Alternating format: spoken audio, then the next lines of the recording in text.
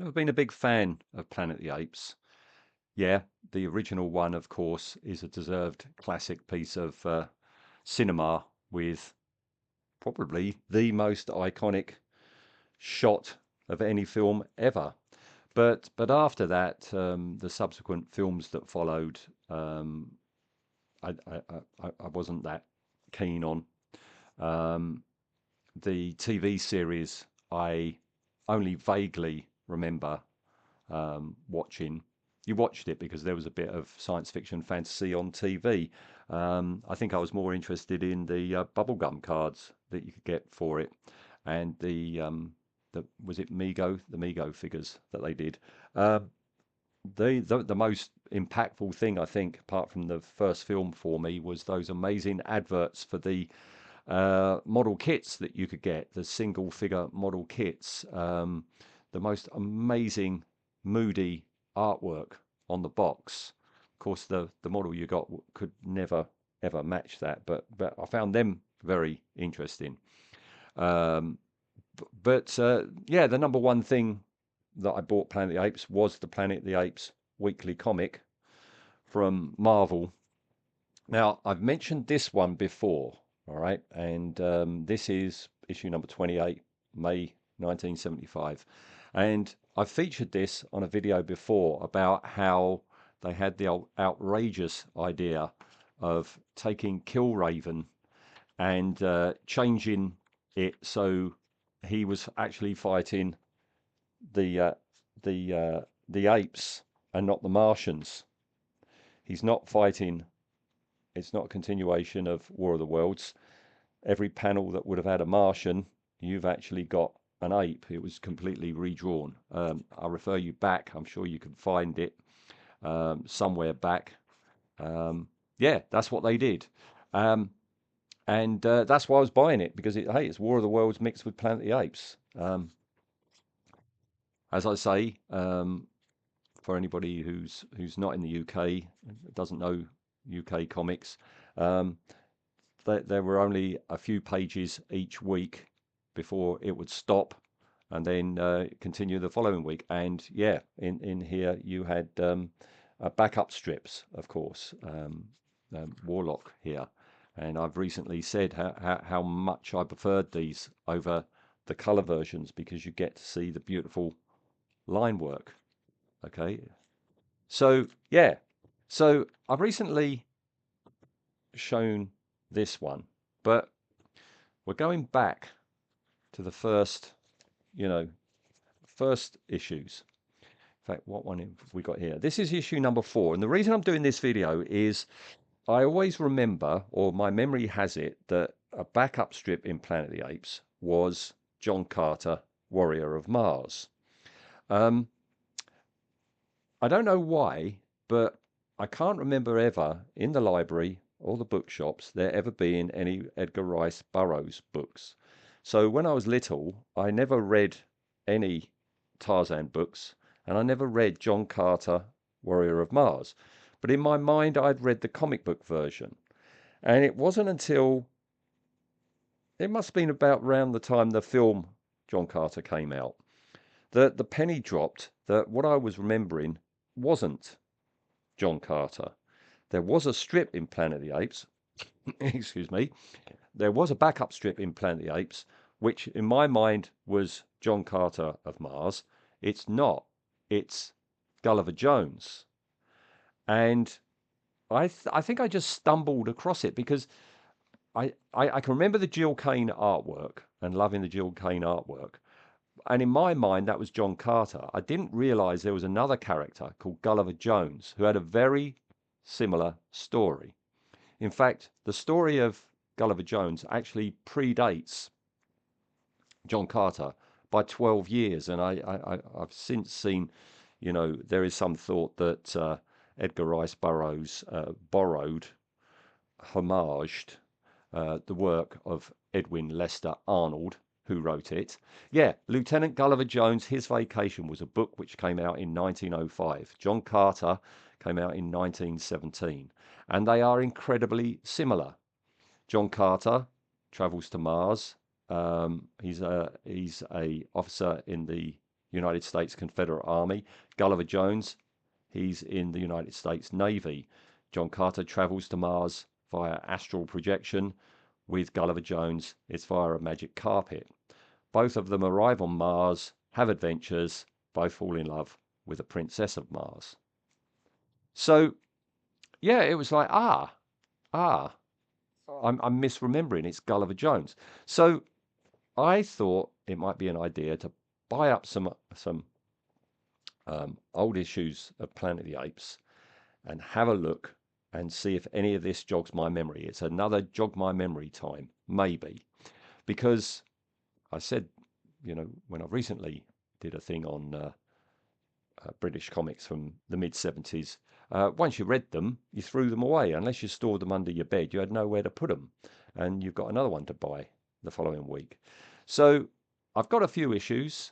I think this is issues 4 to 9. I haven't looked through them at all. So the last time I read these was, 51 years ago. Good Lord. I thought we would go through them together. Another thing to note is the covers. I really, really want to get a good condition Planet of the Apes #1 because that had the most amazingly evocative cover. Further issues, the covers weren't so good, and sometimes it was because the comic strip, Star Wars had this problem as well. Because the comic strip was coming out weekly as opposed to monthly in America, soon the UK version outstripped and outpaced the US original version, and you haven't got enough covers. So extra covers were created specially for the weekly. I'm assuming that makes these quite collectible if you're, Planet of the Apes fan out in the US or somewhere. So I know at the beginning we're going to have Planet of the Apes is always the lead strip. That's the title.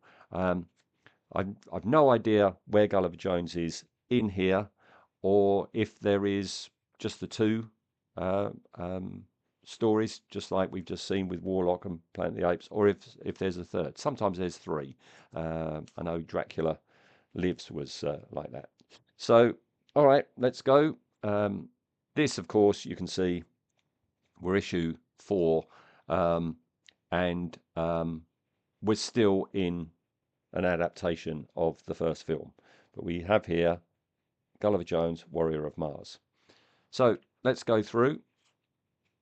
So yeah, this is the comic book adaptation. I've never seen the US version. I'm assuming it was in colour. Okay. These are very good condition. There's not an awful lot of yellow in. Whoever had this has looked after it. No, I certainly didn't. Khazar or Khazar, whichever way you want to pronounce it. Now, right, I've got a memory jog, but it's not Gulliver Jones. This is Barry Smith, Barry Windsor Smith. This guy with the speckly skin. I'm remembering him. Definitely remembering him. This is all familiar. I wonder if there's going to be a leap out at me image. Yeah, definitely remember this fella. Maybe I held on to this issue longer and reread it. Yeah, I'm remembering his eyes doing this. Yeah, this whole. Well, this is good because if I'm remembering this strip, then hopefully it'll be the same with. Wow, yes. I I remember this image. Oh, I remember this guy. Oh. So who are the writers? George Effinger, Jerry Conway, artist Ross Andrew, not Jill Kane. That looks like a Jill Kane image. Ross Andrew. Okay, I remember this page. No, I don't remember that. Well, this is all very John Carter. No, none of this is coming back to me. Just that first page and the Khazar one. Yeah, so it is 3 strips. Okay. So a nice one for Dracula Lives, issue 3. So yeah, back in, I would have been buying this at the same time. I spent all my money on sweets, comics, and model kits. I never had anything like that because this was 50p. How much is this? 8p. So yeah, 50p would have been a dent into my sweets and model kit fund. Right. So one issue down. That was good. Number 5, famous line. Except there's no damn in it, of course. So I think, looking at it now, um, that's quaint, isn't it? Advert for a calculator. Only £15.47. I think then and now the Planet of the Apes strip was the least interesting part of it to me. I don't know. I don't know if I would have seen the first film by '74. I don't know if it had had a TV release. The only Planet of the Apes film I ever saw of the original run in the cinema was Escape from the Planet of the Apes. So yeah, Barry Smith, still on Kazak. There he is again. I do remember this stony guy, but no, yeah, the eyes doing that I remember, but no, no. You think I'd remember that? You know, I mean, blasting a T-Rex with the power of the sun god, but no, no. All right. Here we've got Wayne Boring, Jim Mooney, and Jill Kane on art for Gulliver.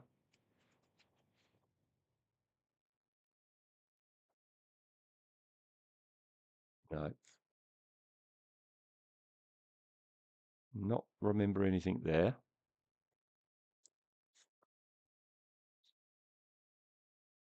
Very good condition again. I think the first 3 I got from the same seller. All right, same advert. Oh, nice photo at the back. Very good. Right, issue 6. That's unusual. No word captions at all. Not even a splash or anything. What I used to do when you used to get the comic strip on the glossy paper, I realized that you can color that in with felt tips and it wouldn't bleed through to the other side, like if you did it here. Yeah, I used to do that all the time. I must say the artwork's not very good for a comic adaptation of such a blockbuster film. Hmm.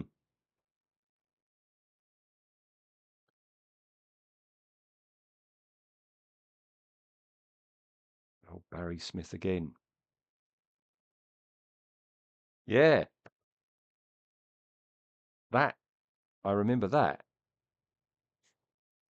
I'm looking forward to reading these. I don't know if there's ever been a collection of the Barry Smith, Kazar, Kazoo.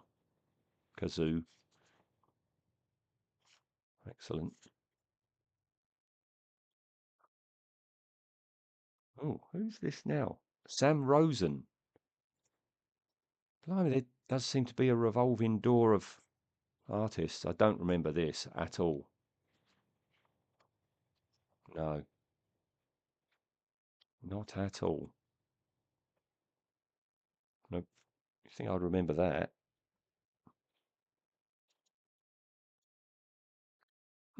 This is. I must have bought this. Okay, that one wasn't so stimulating. Number 7 was still on the film.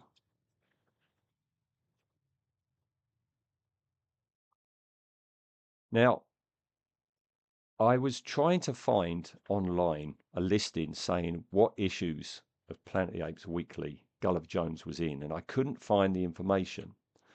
So what I did was on eBay, I looked up, I went through the low numbers, went and I was looking for postings, Artie Simic now. Um, I was going through the artists, the eBay listings, and looking to see if somebody put up images, not just of the cover, but through, and that's how come I know these ones, Gulliver Jones is in it, I don't know how far the issue, the strip stayed in, uh, the issue, in the title. This is all a bit Flash Gordon, isn't it?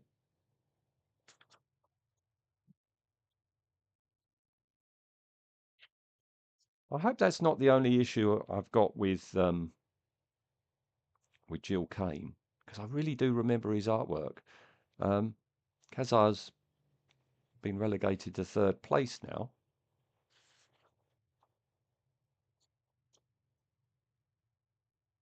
I have no idea what's going on in any of this, but it looks very interesting. As I say, I'm looking forward to reading them. Okay, two more to go.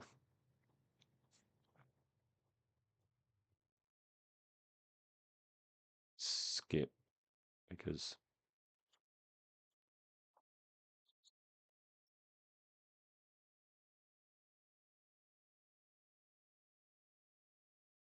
feature on the TV show. Okay, and Kazar's back in second place, but now it's Herb Trimpy, Trimp.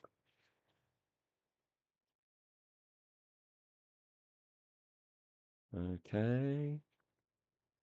Ah, what? Hang on a minute. Doctor Doom? Hang on 1 second. That's number 8. This is number 7. Hang on 1 second. Where's Gulliver Jones? So, Gulliver Jones here.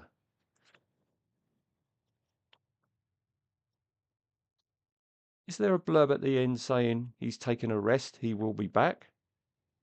Well, it's definitely the end of the story. Well, that's unusual. See, back here at this time, there's no editorial. There's nothing to tell you what's coming up. So Gulliver Jones ends there.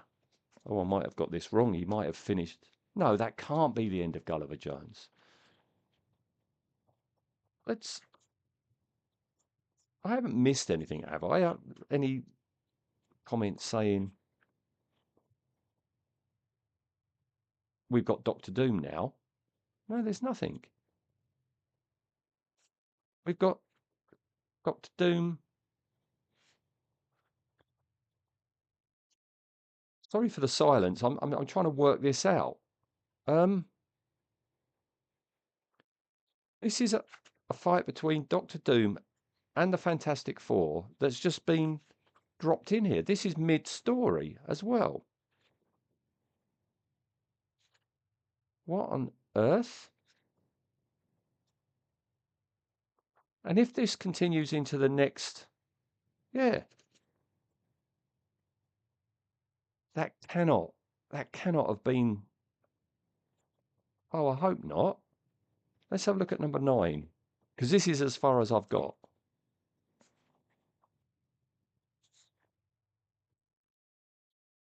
We're near the end of the film here.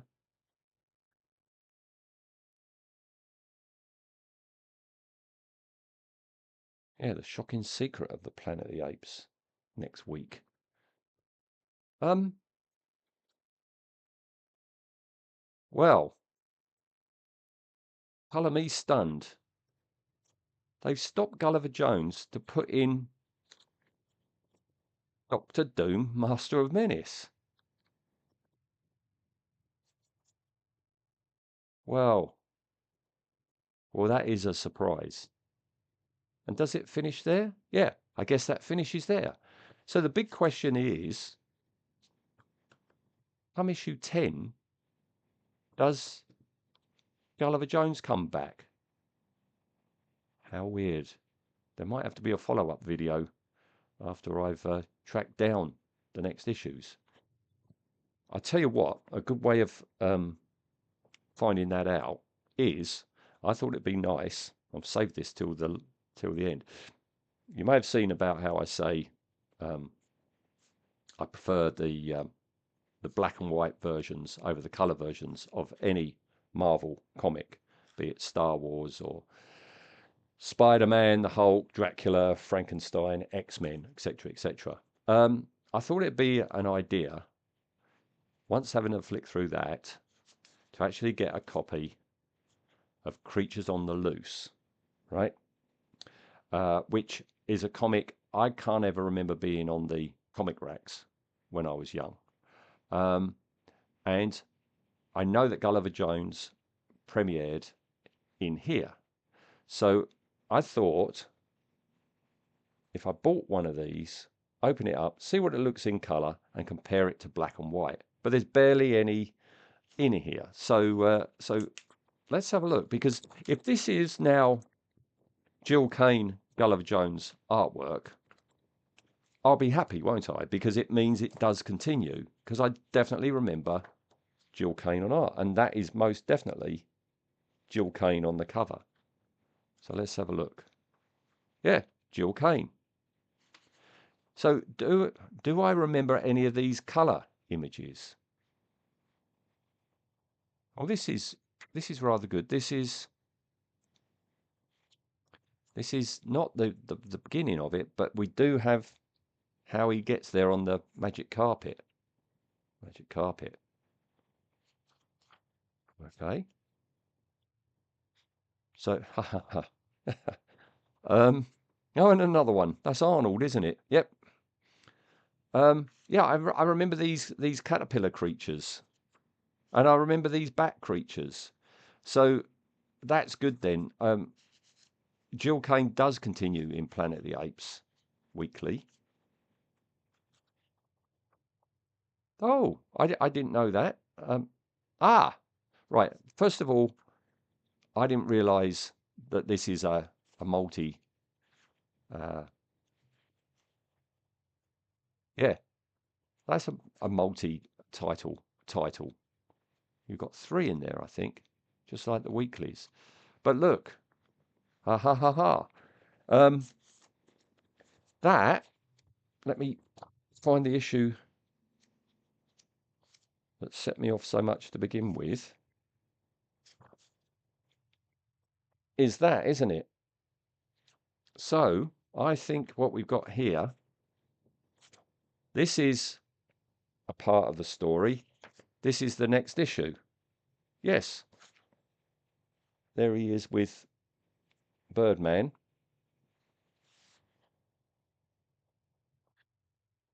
So I'm thinking now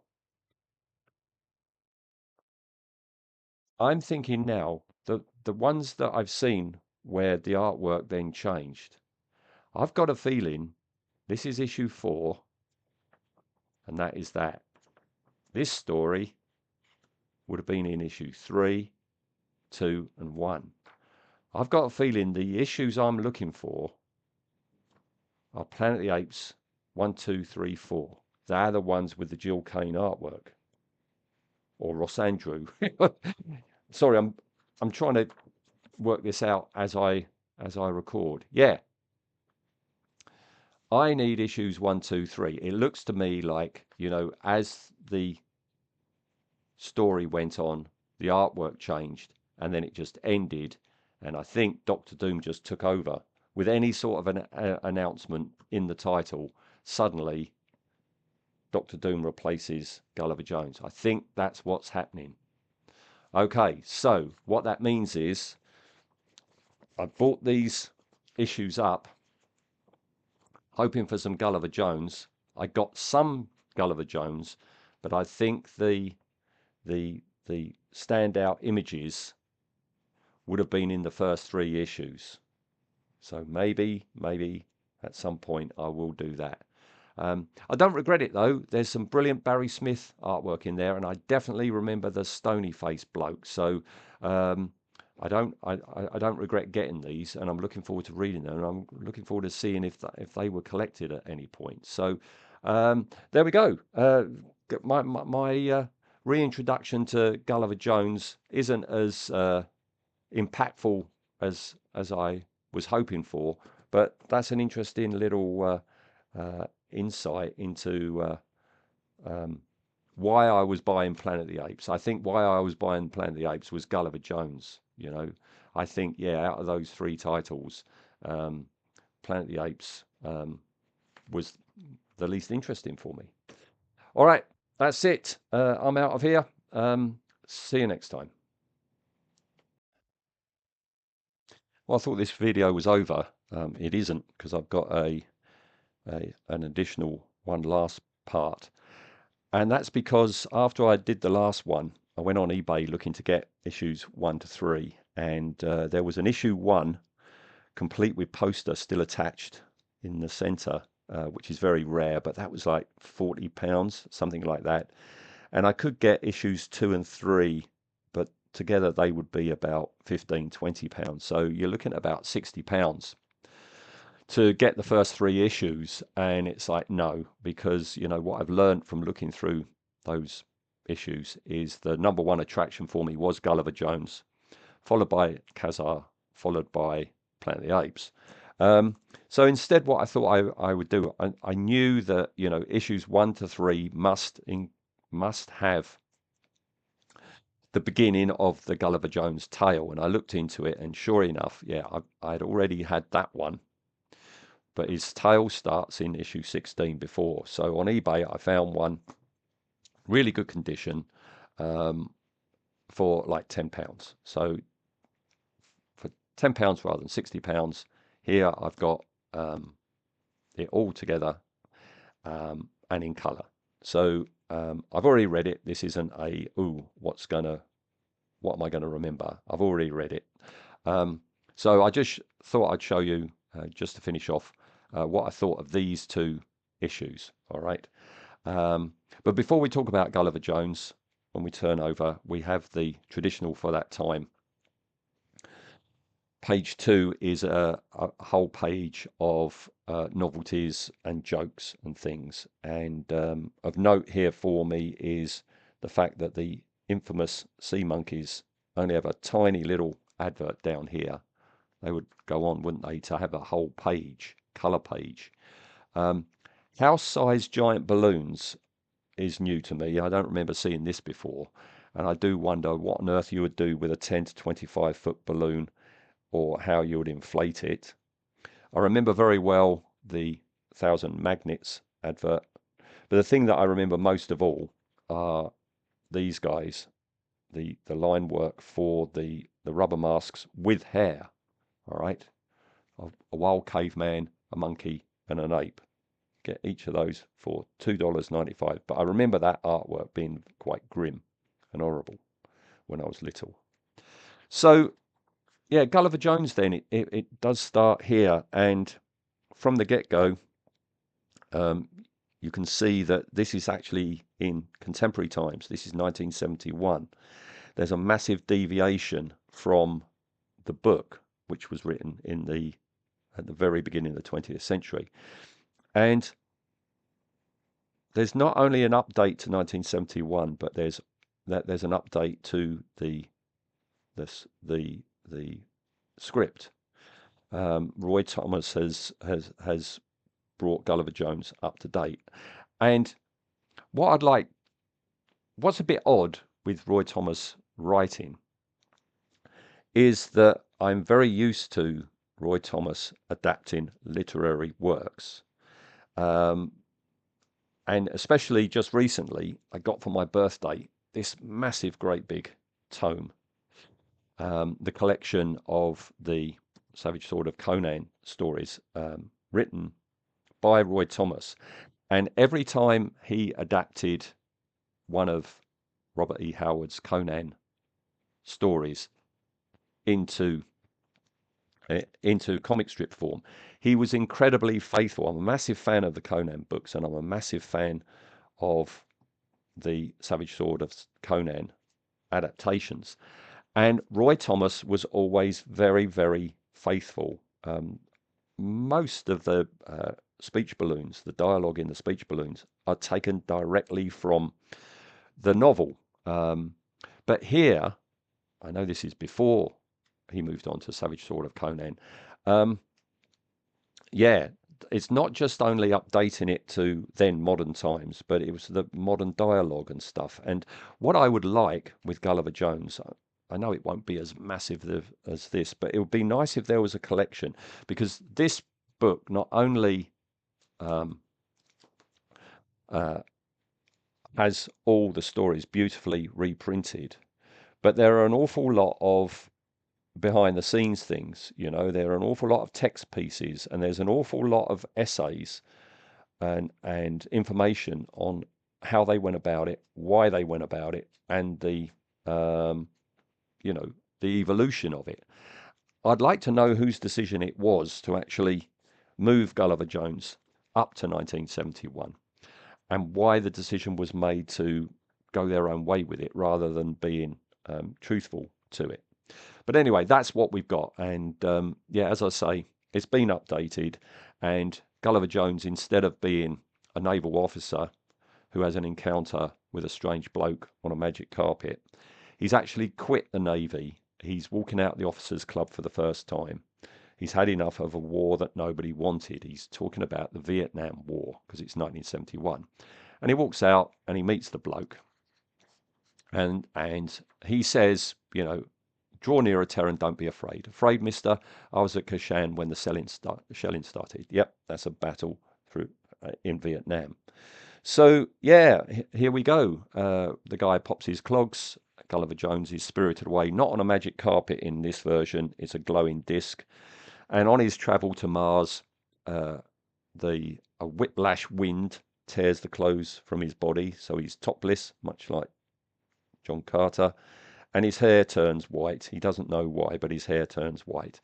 And when you know it, when he arrives at Mars, he's dropped slap bang into a bit of a domestic going on, because Hera is going to be married off in a political marriage to stop the warring tribes. And he comes in, surfs in, much like the Silver Surfer, and um, does this thing that you get a lot in 70s Marvel comics. There's an awful lot of thought balloons and people speaking out loud when they wouldn't do. The lady's definitely being kidnapped, and the only guy in a position to do anything about it, he thinks, is Gulliver Jones, he says out loud. Right? So, yeah, I used to love all these back in the 70s, but now, all these years later, comics have changed and you don't get that anymore. It all just seems a bit silly now, but it's quite charming. Um, and yeah, there's references. Look, I'll puzzle about after I've done the Rogers bit. Roy, not Buck. And down here we've got a reference to Ming the Merciless.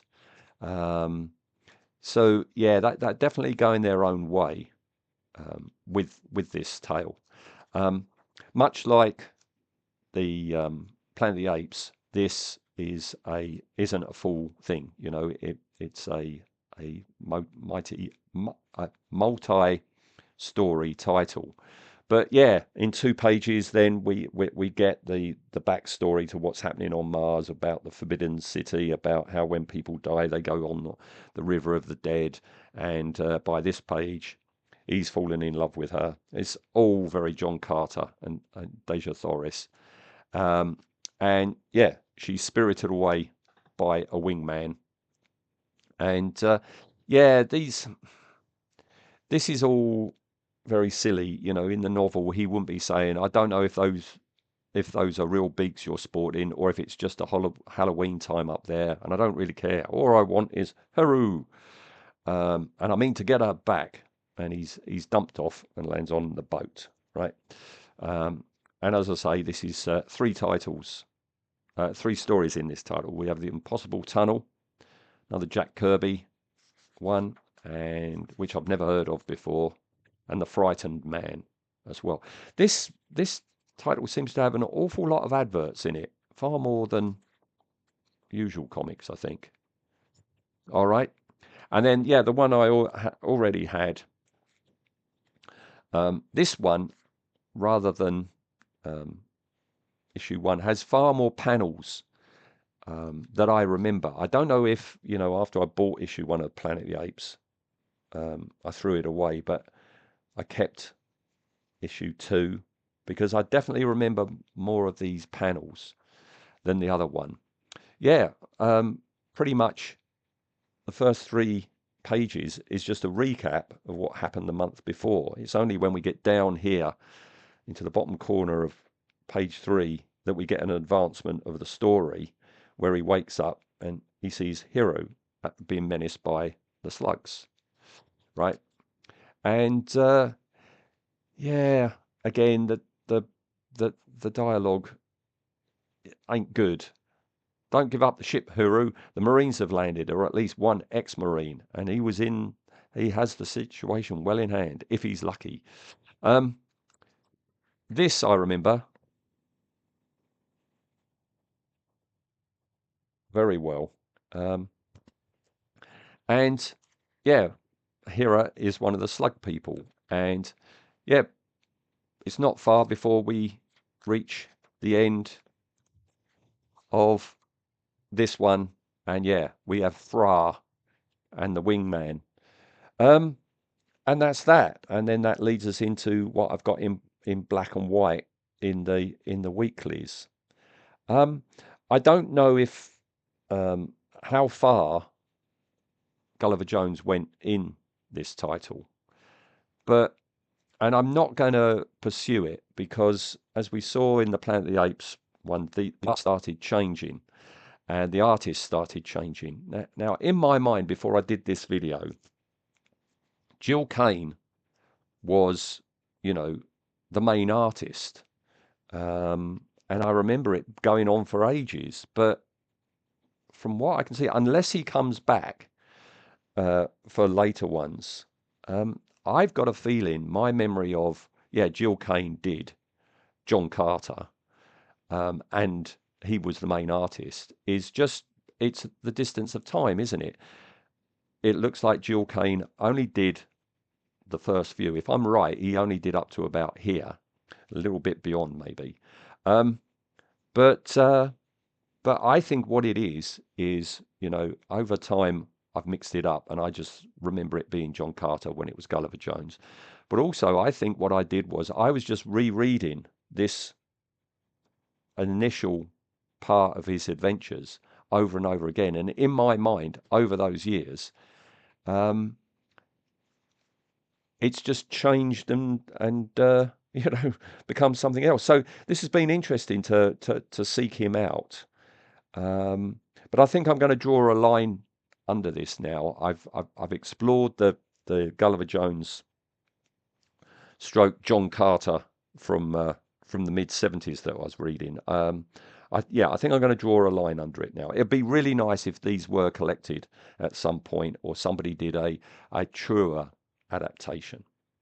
So there you go. That's me done. See you next time.